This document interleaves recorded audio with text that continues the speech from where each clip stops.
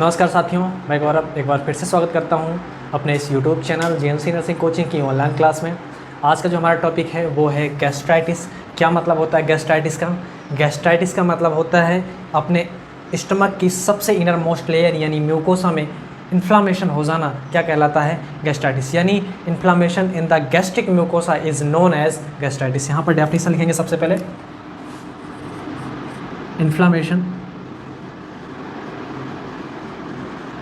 inflammation into the gastric mucosa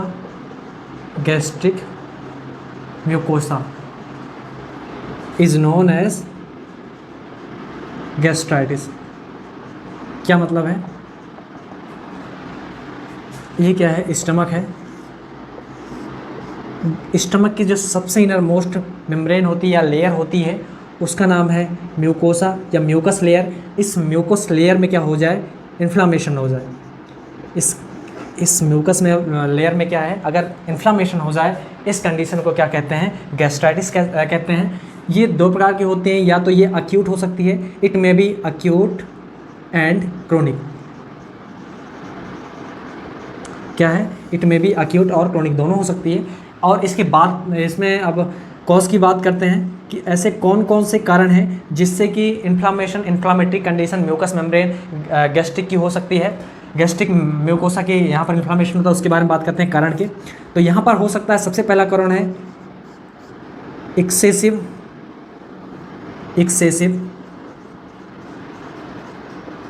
use of gastric irritant.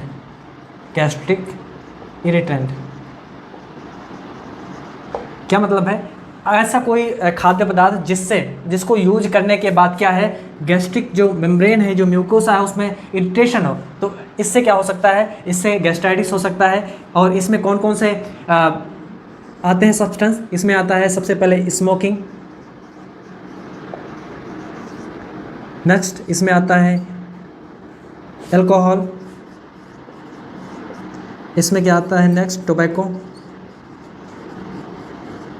ये ऐसे यानी स्मोकिंग, अल्कोहल, टोबैको, ये सारे ऐसे सब्सटेंस है। स्मोकिंग से क्या होता है? पर्टिकुलर जो इनर लाइनिंग है इसमें क्या होता है? इसमें लीजन बन जाते हैं। लीजन के बनने के कारण, यानी लीजन हो गया कहने का मतलब क्या हो गया? यहाँ पर जो माइक्रो सर्कुलेशन है उसमें क्या हो गया?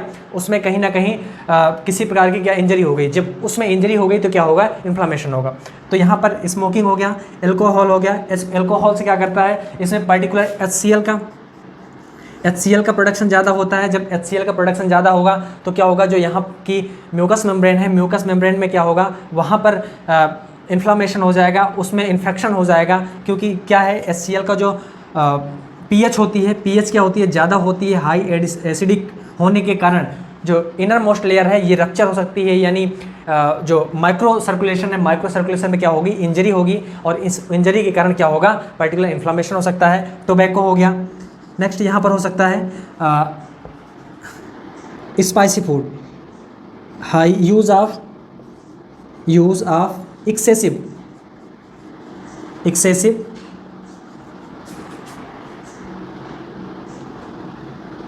Spicy food, use of excessive spicy food. अगर एक्सेसिव यानी अगर स्पाइसी फूड का ज़्यादा यूज़ किया जाएगा तो भी क्या हो सकता है? गैस्ट्राइटिस हो सकता है। और नेक्स्ट इसमें कारण की बात करते हैं इसके अंदर। तो हमने देखा सबसे पहले क्या है? Excessive use of gastric irritant में क्या है? Smoking, alcohol, tobacco. और excessive use of spicy food, ये क्या है? गैस्ट्रिक इरिटेंट है। नेक्स्ट इसके अंदर बात करते हैं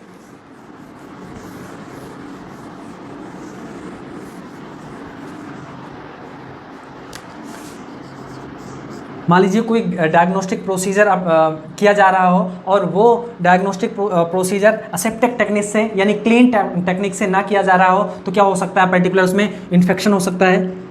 तो यहाँ पर लिख सकते हैं इन्फेक्शन के कारण भी इन्फ्लामेशन स्टमक के अंदर हो सकता है। नेक्स्ट बात करें, मान लीजिए इसमें एंडोस्कोपी कराई जा रही है और एंडोस्कोपी से इस म्यूकस मेम्ब्रेन पर जो सबसे इनर मोस्ट लेयर है इसमें क्या हो सकता है? इसमें इंजरी हो सकता है, तो ट्रॉमा हो सकता है। तो क्या लिख सकते हैं? Due to injury and trauma.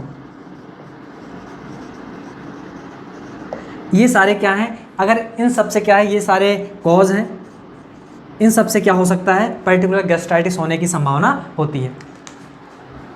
ये तो हो गए अपने कॉज। नेक्स्ट बात करते हैं इसके अंदर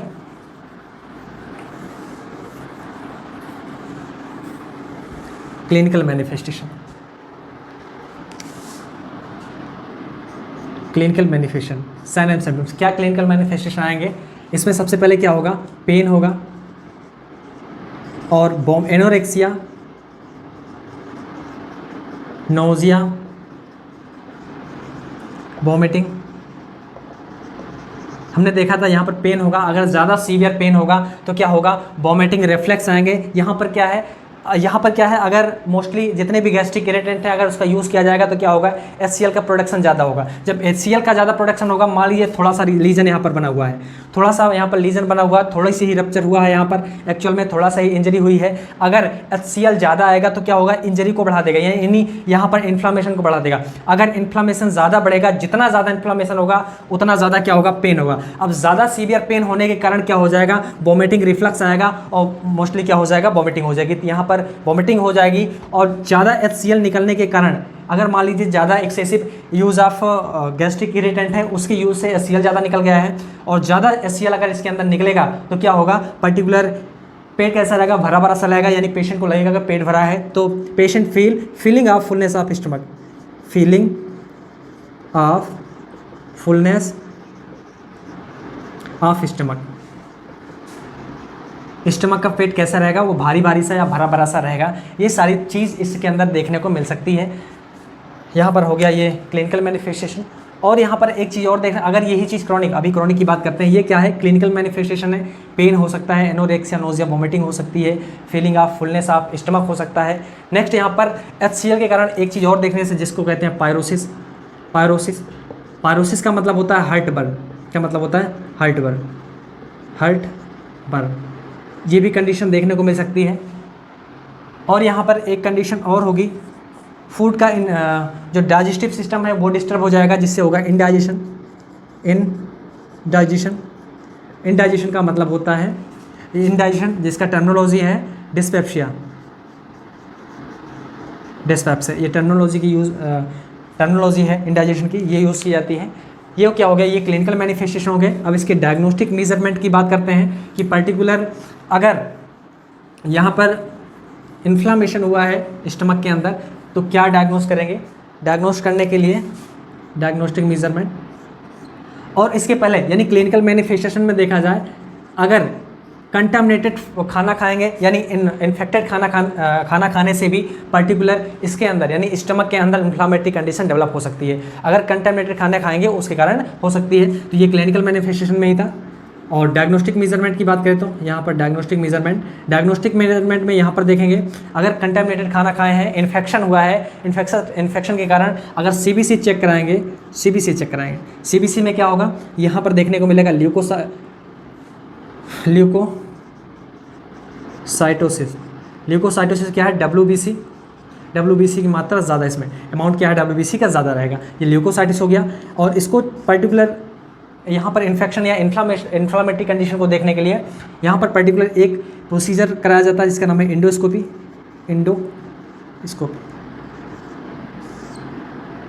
इंडोस्कोपी में एक कैमरा लोडेड कैथेटर होता है जिसको माउथ के द्वारा फायरिंग्स, उसके बाद एसोफेगस से होकर के ये स्टमक में आता है। अब पर्टिकुलर कहाँ पर लीजन बना हुआ है, कहाँ पर इन्फ्लामेटरी कंडीशन डेवलप हुई है, उसका पर्टिकुलराइज क्या कर लेगा, उसको विजुलाइज कर देगा। ये प्रोसीजर अपना सकते हैं इसको करने के लिए, यानी गैस्ट्राइटिस को देखने के लिए इंडोस्कोपी करा सकते हैं। ये क्या है, क्लिनिकल डायग्नोस्टिक मेजरमेंट हो गया।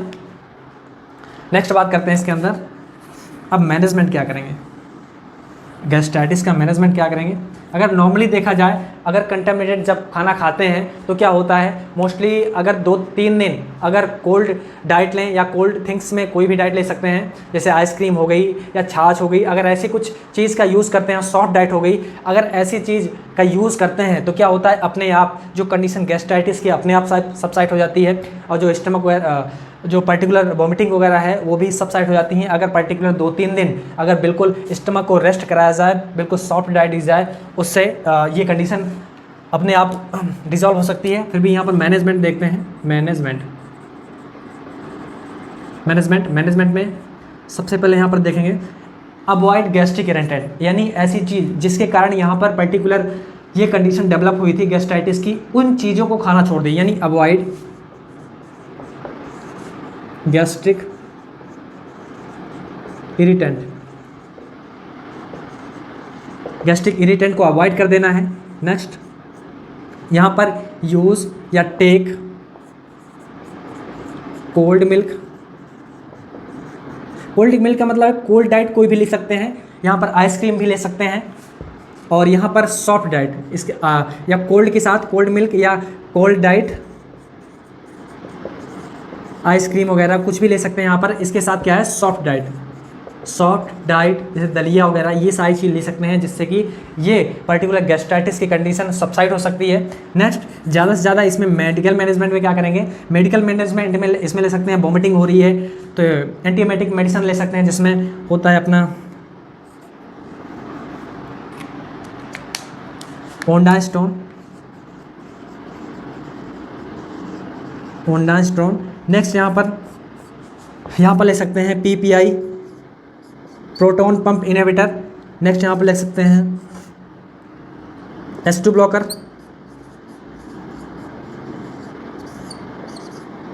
पीपीआई में क्या आता है, इसमें आता है ओमिप्राजोल, पेंटोप्राजोल, और रेनिटिडीन और सिमेटिडीन किस में आता है, ये आता है अपना H2 ब्लॉकर, रेनिटिडीन सिमेटिडीन, ये किस में आता है, H2 ब्लॉकर। ये दोनों मेडिसिन क्या करती हैं, ये दोनों मेडिसिन HCl के सिक्रेशन, यहाँ पर क्या है HCl के सिक्रेशन को कम करती हैं, हाइपोसेक्रेटरी एजेंट है, हाइपोसेक्रेटरी ये मेडिसिन है। नेक्स्ट आती है एंटासिड, क्या है एंटासिड, एंटासिड है। एंटासिड में कौन कौन सी आती है, इसमें आती है एल्यूमिनियम हाइड्रोक्साइड, मैग्नीशियम हाइड्रोक्साइड, यहाँ पर एल्यूमिनियम हाइड्रोक्साइड, और इसमें आती है मैग्नीशियम हाइड्रोक्साइड। जो एल्यूमिनियम हाइड्रोक्साइड है इसी को कहते हैं milk of magnesium, milk of magnesium. ये क्या करती हैं, ये पर्टिकुलर जो पीएच होता है, यानी एसिड, यानी कह सकते हैं HCl का जो पीएच है, पीएच 1 to 3, इसका 1 से लेकर 3 पीएच होता है, इस पीएच को कम करती हैं। कम करने का मतलब ये ज़्यादा एसिडिक है, ये कम एसिडिक बनाती हैं। ये इसका एसिड 3 to 4 या 4 to 5, यानी ये क्या करती हैं, एसिडिक नेचर को थोड़ा सा कम करती हैं, ये जो एंटासिड है। और पर्टिकुलर ये हाइपोसेक्रेटरी ड्रग है जिससे कि जो सिक्रेशन, ये गैस्ट्राइटिस का बारे में हो गए। नॉर्मली बात करें इसकी तो ये अक्यूट की थी, ये अक्यूट की कंडीशन के बारे में अभी हम डिस्कस किए। नेक्स्ट बात करते हैं क्रोनिक। क्रोनिक में क्या होता है,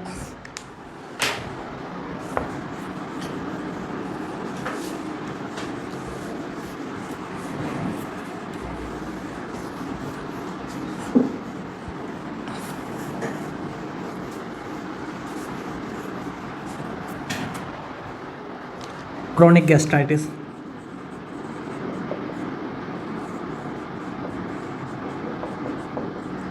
क्रोनिक गैस्ट्राइटिस में क्या होता है, अगर यही इन्फ्लामेटरी यानी गैस्ट्रिक की म्यूकोसा की जो इंजरी या इन्फ्लामेशन है, यही इन्फ्लामेटरी कंडीशन अगर परसिस्टेंट हो जाए, यानी परसिस्टेंट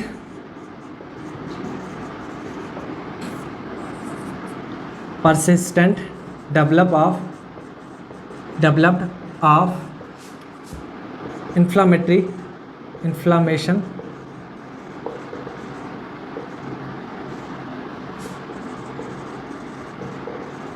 ऑफ गैस्ट्रिक म्यूकोसा,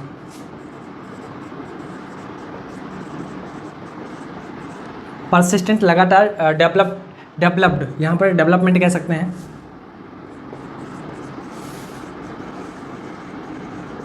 ये क्या है, persistent development of inflammation of gastric mucosa. अगर गैस्ट्रिक म्यूकोसा या गैस्ट्रिक म्यूकोसा का जो इन्फ्लामेशन है दिन प्रतिदिन क्या हो रहा है, ये लगातार बढ़ता जा रहा है या सालों साल तक बना रहता है, यानी या कह सकते हैं इसका इन्फ्लामेशन जो गैस्ट्रिक म्यूकोसा का है ये लगातार सालों साल तक बना रहता है, तो ये कंडीशन क्या कहलाती है, ये क्रोनिक गैस्ट्राइटिस कहलाती है। और नॉर्मली अभी जो कॉज देखा वो कॉज इसमें नहीं हो सकते हैं। अगर ये कंडीशन नॉर्मली जो नॉर्मल दवा दे रहे हैं उससे अगर नहीं ठीक होता है तो नॉर्मल ये कंडीशन मानते हैं कि यहाँ पर एक बैक्टीरिया प्रेजेंट हो सकता है, जिस बैक्टीरिया का नाम है एच पाइलोराई। अगर ये बैक्टीरिया यहाँ पर प्रेजेंट है तभी ये कंडीशन एक लिमिटेड टाइम के अंदर सही नहीं हो रही है। अगर ये टाइम डेवलप हो, ये जो बैक्टीरिया हैं, इस बैक्टीरिया को डिटेक्ट करने के लिए पर्टिकुलर कुछ टेस्ट हैं जिसका नाम है antibody detection test. Antibody detection test से हम इस बैक्टीरिया को पता लगा सकते हैं अगर क्या यही बैक्टीरिया है। नेक्स्ट इसको चेक करने के लिए एक पर्टिकुलर और जांच कर सकते हैं जिसका नाम है urea breath test. Urea breath यहाँ पर लिख सकते हैं urea breath test.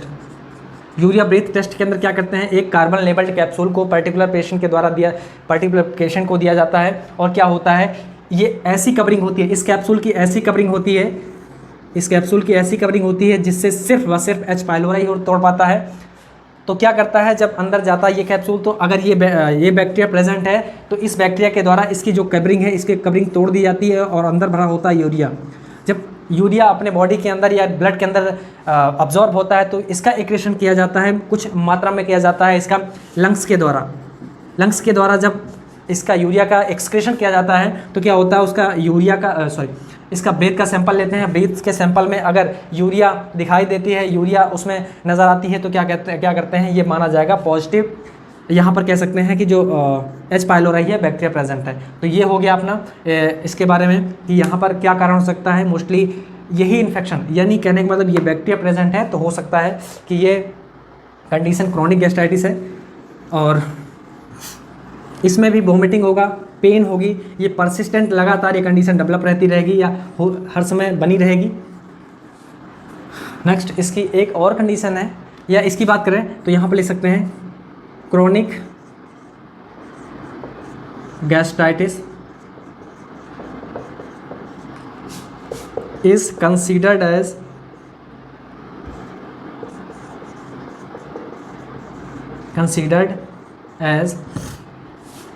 pre-cancerous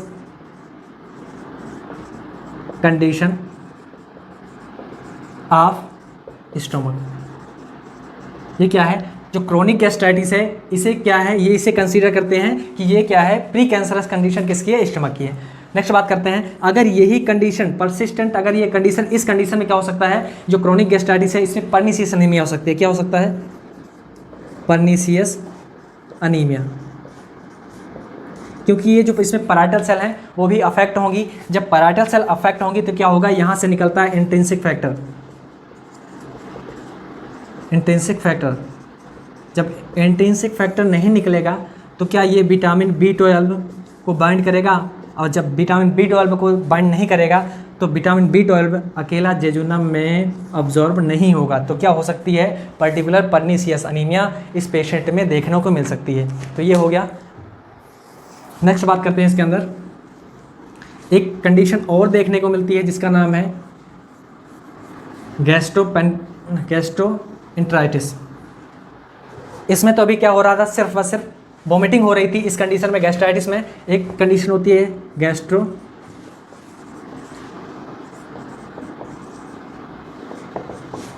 gastroenteritis. Gastroenteritis का मतलब है, इसमें क्या होता है, गैस्ट्रिक में इन्फ्लामेशन होने के साथ साथ इंटेस्टाइन में भी हो रहा है, यानी इसमें लिख सकते हैं वोमिटिंग भी होगी, वोमिटिंग के साथ साथ प्लस इसमें क्या होगा, डायरिया भी होगा।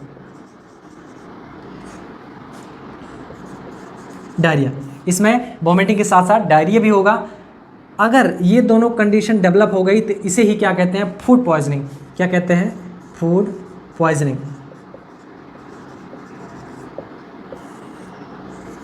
फूड पॉइजनिंग इसी को कहते हैं। इस फूड पॉइजनिंग को ट्रीटमेंट करने के लिए, यानी ये कंडीशन क्या हो गई, ये अगर इसमें क्या हो रहा है, वोमिटिंग और डायरिया हो रही है तो इसे क्या कहते हैं, फूड पॉइजनिंग कह रहे हैं। पर्टिकुलर इस कंडीशन को अब मेंटेन करना है, अब हमें क्या करना है, इसको मैनेज करना है। तो इसके मैनेजमेंट के बारे में बात करते हैं। इसके मैनेजमेंट में सबसे पहले क्या करेंगे, पेशेंट को ड्रिप में क्या देंगे, DNS RL। नेक्स्ट पेशेंट को इसमें देंगे। अगर पेशेंट को फीवर आ रहा है तो पीसीएम देंगे, पैरासीटामोल, एंटीपायरेटिक देंगे। नेक्स्ट दे सकते हैं पेशेंट को, ये कंडीशन हमने देखा कहाँ कहाँ डेवलप हो रही है, ये इंटेस्टाइन में भी हो रही है और गैस्ट्रिक में हो रही है। तो इसमें क्या है, मोस्टली क्या है, इसमें इन्फेक्शन है या इन्फेक्शन के कारण हुआ है। उस बैक्टीरिया को किल करने के लिए पर्टिकुलर इसमें एंटीबायोटिक का यूज़ करते हैं। और कौन कौन से एंटीबायोटिक का मोस्टली यूज़ करते हैं, इसमें करते हैं सिप्रोफ्लॉक्सासिन। नेक्स्ट इसमें करते हैं मेट्रोजिल या मेट्रोनिडाजोल, ये दोनों मोस्टली एंटीबायोटिक का यूज़ किया जाता है इसमें। नेक्स्ट बात करें इसमें और क्या करते हैं, इसमें डीएनएस दे दिया, पीसीएम दे दिया, सिप्रोफ्लॉक्सासिन या मेट्रोनिडाजोल दे दिया। इसमें देते हैं पीपीआई इसमें देते हैं पेंटाप्राजोल,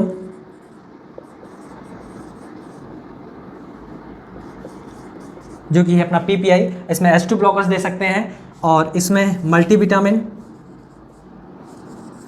मल्टीविटामिन ये सारी चीज़ देंगे। और यहाँ पर पर्टिकुलर अनीमिया हुआ है या कौन सा अनीमिया हुआ है, पर्टिकुलर यहाँ पर हमने देखा था क्रॉनिक गैस्ट्राइटिस के अंदर पर्टिकुलर ये कंडीशन डेवलप होने की शंका है। तो क्या हो सकता है, इसको पर्टिकुलर विटामिन B12 का इंजेक्शन किसके द्वारा इसको देंगे, पेरेंटल रूट देंगे या IM इसको दे देंगे, जिससे कि पर्निशियस अनीमिया डिजॉल्व हो जाए। हमने देखा यहाँ पर DNS आरल दे रहे हैं, पैरासीटामोल दे रहे हैं, क्योंकि पर्टिकुलर फीवर हो सकता है इन्फेक्शन के कारण। और यहाँ पर क्या है, इस पर्टिकुलर इन्फेक्शन या बैक्टीरिया को ख़त्म करने के लिए यहाँ पर एंटीबायोटिक का यूज़ कर रहे हैं, पेंटाप्राजोल दे रहे हैं, क्योंकि यहाँ पर क्या हो जाए, पीपीआई दे सकते हैं या H2 ब्लॉकर्स दे सकते हैं, जिसके अंदर जो HCl का सेक्रेशन ज़्यादा हो रहा है उसको कम करने के लिए मल्टीविटामिन दे रहे हैं। और यहाँ पर दे सकते हैं ऑनडानस्टोन क्या करने के लिए, वोमिटिंग के लिए। ये सारी कंडीशन हो गई। क्रोनिक गैस्ट्राइटिस के अंदर हमने एक चीज़ और बीच में एडिशनल जोड़ दिया, गैस्ट्रोएंटेराइटिस जोड़ दिया। तो यहाँ पर बात हो गई दोनों टॉपिक की। आशा करता हूँ कि आज के जो टॉपिक में पढ़ाया गया है या आज के लेक्चर में जो पढ़ाया गया है ये आपको ज़रूर समझ में आया होगा। अगर आया हो तो वीडियो को लाइक करें, अपने दोस्तों के साथ वीडियो को शेयर करें, और आप अगर हमारे चैनल पर नए हैं तो चैनल को सब्सक्राइब करें। Thanks for watching my video.